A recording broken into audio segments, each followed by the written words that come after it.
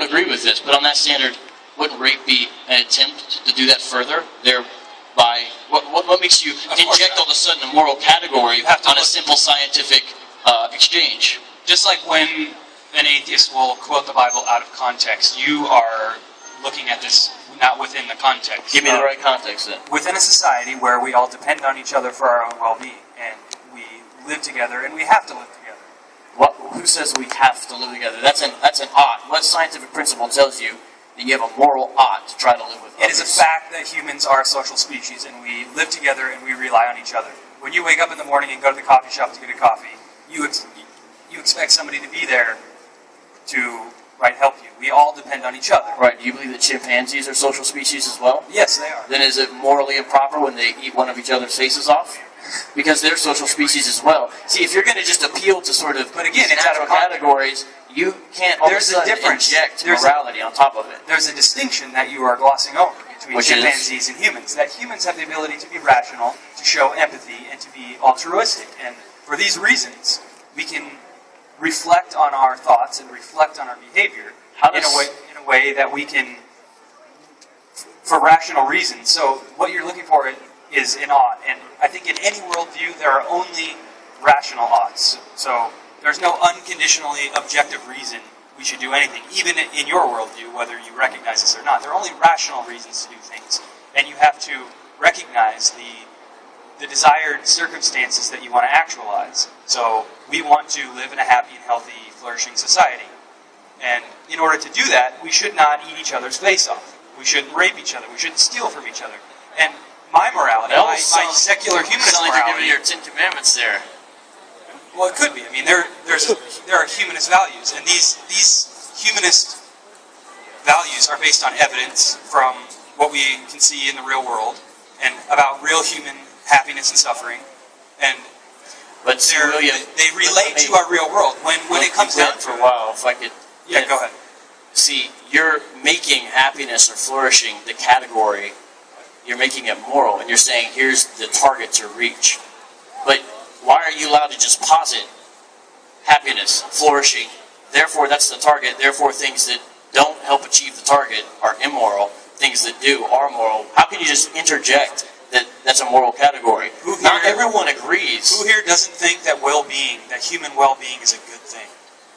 Well, so you look at the history of the world. Do you think that countries and nations are most interested in others' well-being? Do you think that rulers and oligarchies and monarchs are most interested in countries' well-being?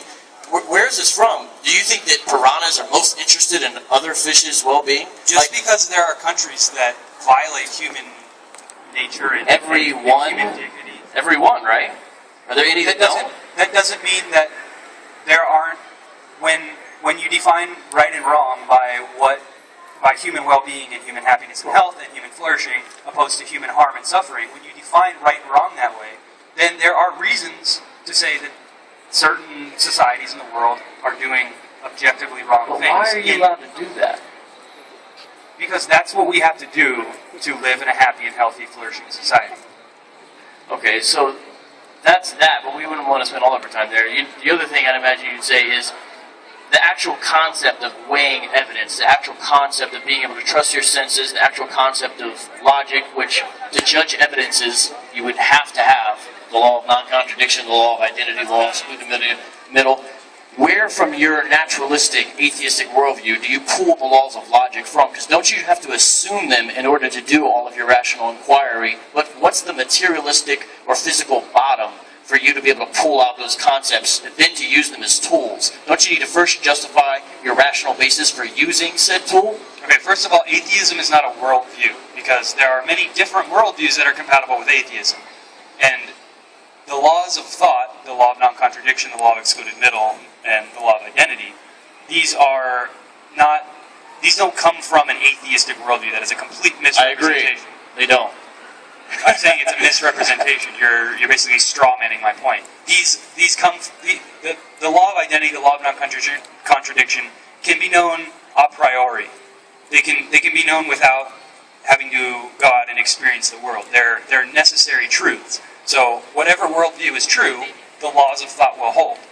If we are merely brains in a vat, if we live in a matrix, the laws of thought are still going to be what they are. Like, something that exists is going to be what it is and not something else.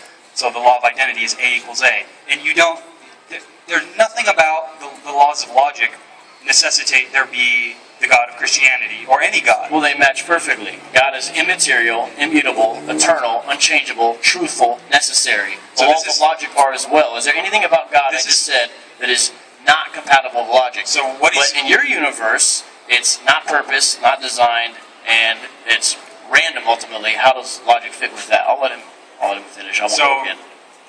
First I want to say, you're appealing to a fallacy of correlation. Just because there's a correlation with something doesn't mean that that's the cause.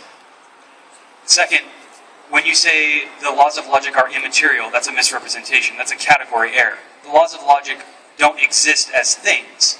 The laws of logic are either descriptions of behavior or the actual behavior of something. Like this water bottle is behaving according to its water bottle nature. It's a water bottle. So, I mean, there's nothing about either the description of this water bottle or the actual behavior of the water bottle that is immaterial. And also, when you say the word random, you're using it in a prescriptive sense. When it's a descriptive, when I say the universe is random, I use it in a descriptive way. That it's organized in such a way that I cannot describe it. But it's not like there's randomness imposed onto it. So you're kind of mixing those up. All of this stuff, the way he describes atheism in my worldview, is completely misrepresented and backwards.